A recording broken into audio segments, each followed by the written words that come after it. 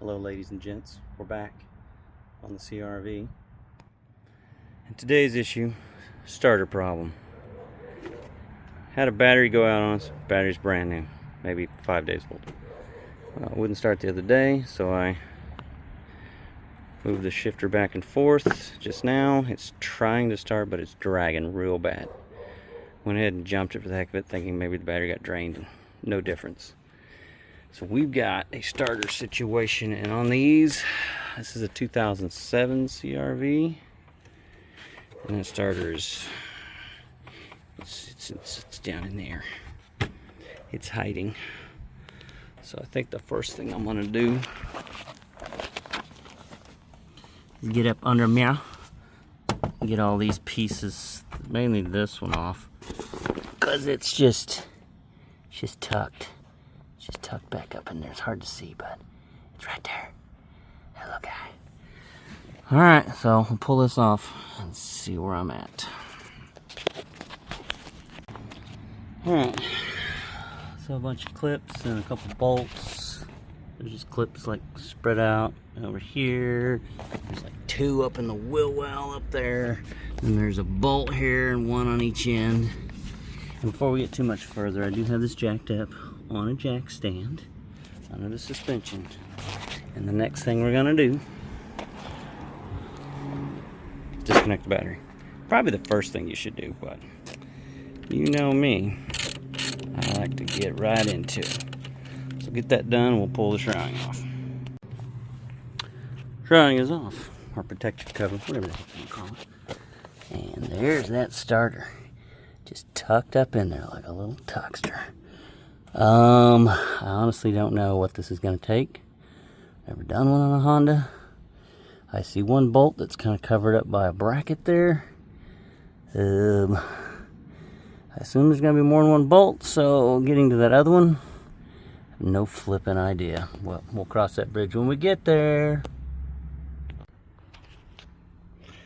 Sit rep. This has got complicated. So I cannot get to the top bolt on that starter.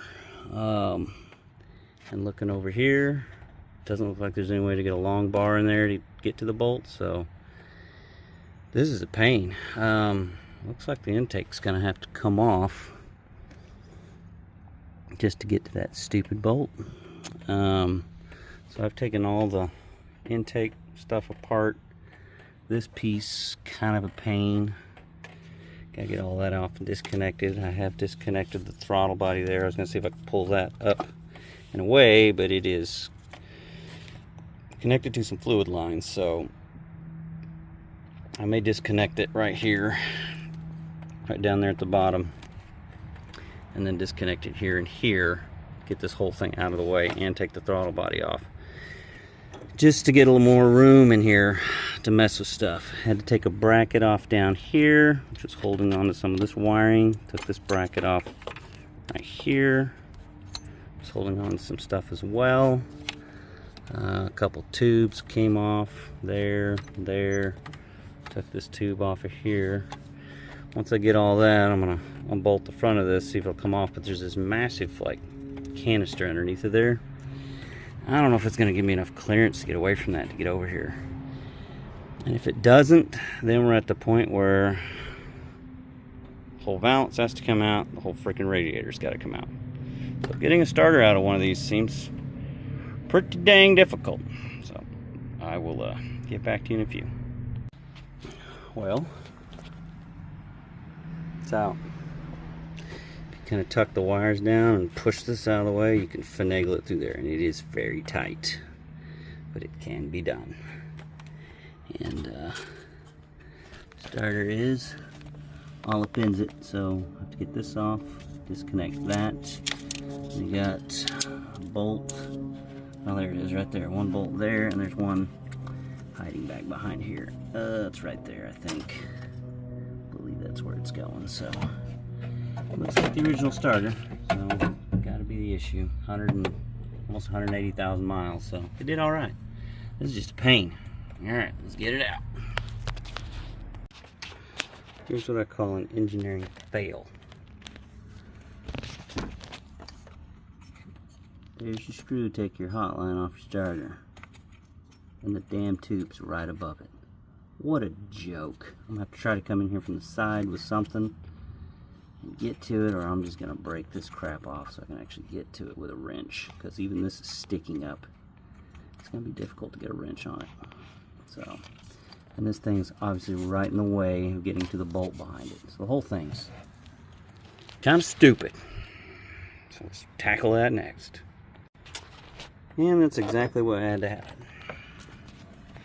Took a screwdriver to the side of it and broke it off. Now I can get my wrench on it. So that's just God, everything about that is just dumb.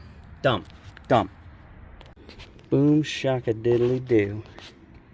It's out. This is not the original.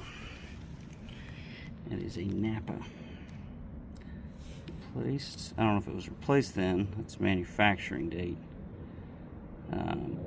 So sometime probably in 2018. So 8 years, huh? Yeah, I don't know.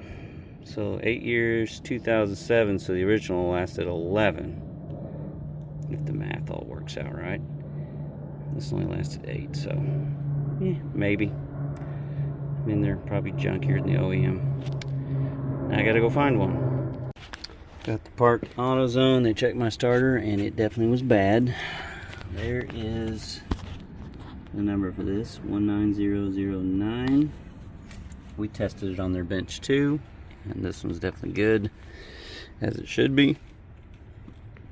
You're putting this back, it's a 17 on the bottom, 14 on the top. I hadn't mentioned that. I don't know if I remember if I did or not. Get it up in there with your hand and try to get this one hand snug. That way this one in the back's a little easier to get down in there.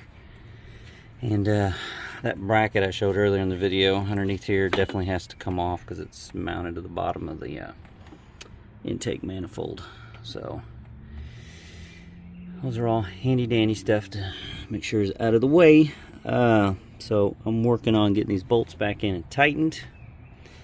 The only way I could get onto that one and get it loose was with the breaker bar, and I kind of had to keep moving the socket around until I found a position to get enough purchase on it to move it. And then that one back there, I just use a ratchet. That's the 14 at the top. So I'll get this together, clean up my stuff here. I've got some high-tack sealant. I'll throw on that just to reseal all that stuff. And I'll see you back here when I get it together. Quick shout out to the manufacturer of this starter for putting a 12mm nut on there, because the smaller wrench was able to get on there without having to break anything. Good job! Just like that. Done. Actually went together a lot faster than it came apart. So the only thing I'm hoping is that a few of the little radiator cooler hoses are gonna seal back up. Oh, I forgot that one. I gotta tighten that little guy right there. So yeah, it's kind of good to just go over everything and make sure you got them all tight and connected. So it's all back together other than that piece of crap. I'll get that in a minute. Alright, let's see how she do here.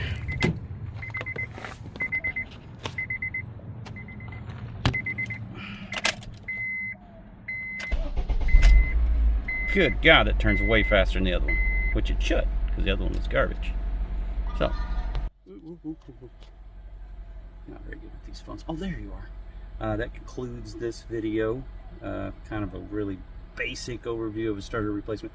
It's a pretty tough job. I'd say an 8, 8.5 on the toughness scale.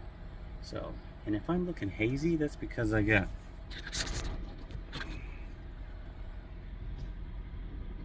I'm living in a dream. It's because I got some antifreeze on the phone. Yeah, stupid. Anyways. Alright, it's done. It works. Bit tough. Better have some know-how. But good luck if you got to do this, and thanks for watching.